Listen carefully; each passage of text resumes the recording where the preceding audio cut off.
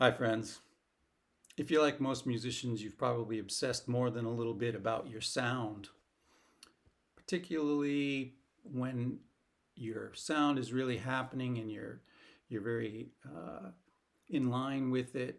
The music is inspired, and when it's not happening for whatever reason, the music can suffer because you can't quite dial in your tone. So, I wanted to spend a little time talking about that today, mostly from my own experience.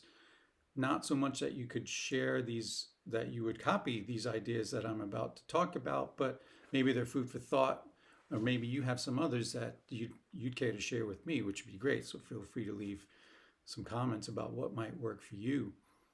So I'm really talking about very subtle things, not so much about gear, although we'll get into gear a little bit, but I'm kind of assuming we're well past the concept of agreeing that the sound is in your hands, right? So we're not talking about that type of sound, like that your personal sound. We're talking about you've already got your sound, and now we're shaping it to effectively blend as best we can with whatever musical environment we're in, and that can change.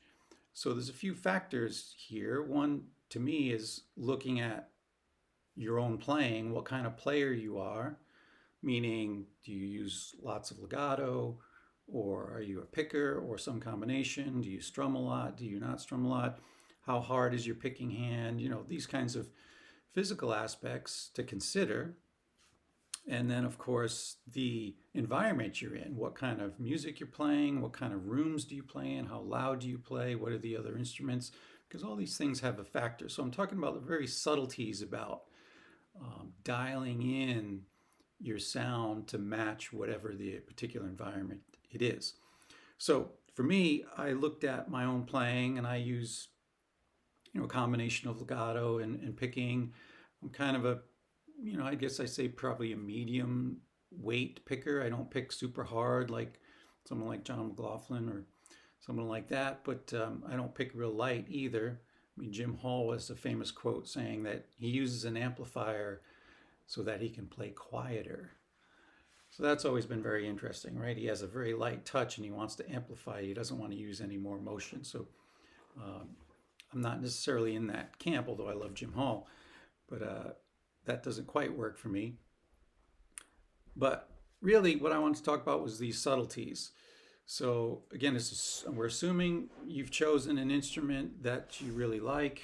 I have mine that I really like. I have my setup. Now, you've probably experienced where you're at home and you've dialed in your tone and everything's working great, and you go to the gig, and all of a sudden something's, all the settings are the same, but you're not happy with your sound. What can you do in this situation? So I wanted to share a little bit of my thoughts here. So number one is, again, knowing what kind of player you are. The basic setup for me, knowing that I'm not much of a strummer. Whenever I play chords and things, I almost always play a combination of hybrid picking. Like I gotta pick the low note but finger all the other strings, and so it's a bit more punchy. I'm looking for a bit more punchy sound, or to add some punch.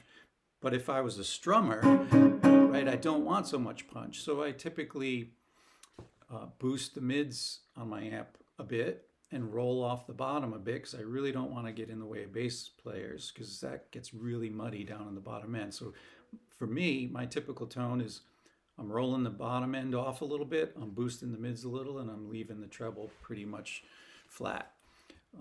And that's my bass line. And then, of course, when I get to the space that I'm playing in, I might tweak that. I might roll the mids back a little bit because they're a little too boomy, or whatever it happens to be. So, of course, we know all about this. And some of the more obvious things, of course, are your use of reverb. I particularly don't like a super wet signal, but I do like some space in the sound, and I'll get to that in a minute. But of course, as guitar players, we all know about gain, right? Gain is a huge factor in even subtle things like using a boost. A clean boost can really change things. And of course, various levels of gain. Particularly, I don't particularly use a ton of gain, because most of the playing that I do I tend to play a lot of, even in my single note solos, play a lot of chords with it. And I find that having any amount of gain with some of these dense harmonies doesn't really work for me at all. I'd prefer to have a very clean and lots of headroom sound as my default, and if I want gain, I use a pedal to introduce a little bit or a lot, depending on how much, whatever the situation is. But that's just my personal preference. Really, what I thought would be most effective or most useful to some folks is something that I struggled with in the musical contexts that I mostly play in, which is, like a kind of a modern jazz thing, right? Where it might be saxophone or trumpet or one or two horns and guitar, bass, and drums, acoustic bass, usually the bass player has a small amp and acoustic drums. So I'm typically the only electric instrument. I mean, the bass, of course, is going through an amp, but you can feel the presence in the room of the acoustic instrument. It's, because I don't play typically at super loud volume, so you can really feel the bass in the space. So the guitar, being the only one that comes 100% out of the amp, can sound a little bit too direct for me. So what I'm looking for is a way to give some breath and space to my sound in the context of whatever the group is and whatever volume we're playing at. So a couple things that have really helped me, like I said, my EQ settings, my use of gain, very subtle use of gain. But another couple things I thought I'd share is I use 2 delays always on. And my typical setup, right? I'm talking about playing in the context of, a modern jazz sort of type gig. I do some other things where it's just purely acoustic, and other things where it's like a lot of electronics and noise and loops and things, and washes of sound and more, whole different ballpark. But what I'm talking here is more about just a straightforward tone. So I use a single. I'm going to first demonstrate this by turning off my reverb completely and my delays, so you get just a pure dry sound. Now I apologize, I don't have a great recording setup. I'm using just my laptop's mic, so it's not going to be the best quality here, but I can feel this is very like in your face, right? It's very direct. It's like super dry and super direct. And when I'm the only instrument that's electric playing in an environment with other acoustic instruments, I find this to be way too direct. It's too in your face. So of course we use a little bit of reverb. So here's just a touch of reverb, right? It just gives it a little bit of body. Hopefully you can hear that. I don't want to use a lot, but I use a little bit. But what I do use is I have a Boss DD7, and I use a very short single slapback, always on. So here's off. Sorry, off, on. It's very subtle. Off, on.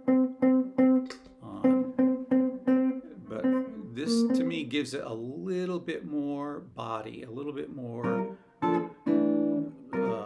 warmth. It's like a doubler, basically. And then I have an MXR carbon copy. It's an analog delay. It's pretty warm sounding, and I use it very subtly. Here's this tone. Of course, you can hear the repeats, but I have it down so much that when I play like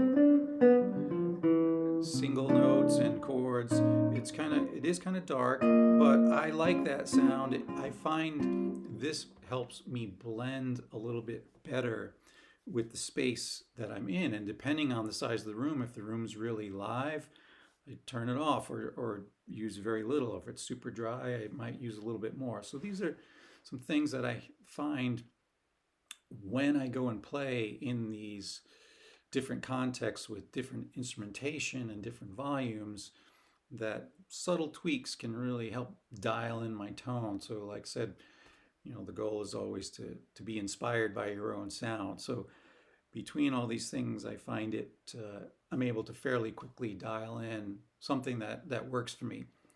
So I'd love to know about some other ideas that you might have that have worked for you. In the past, I've used compression a bit, and then I abandoned that. I've used EQ pedals. I've abandoned those because I felt like the combination I have now works just as well without. But would love to hear if you have any thoughts on this topic.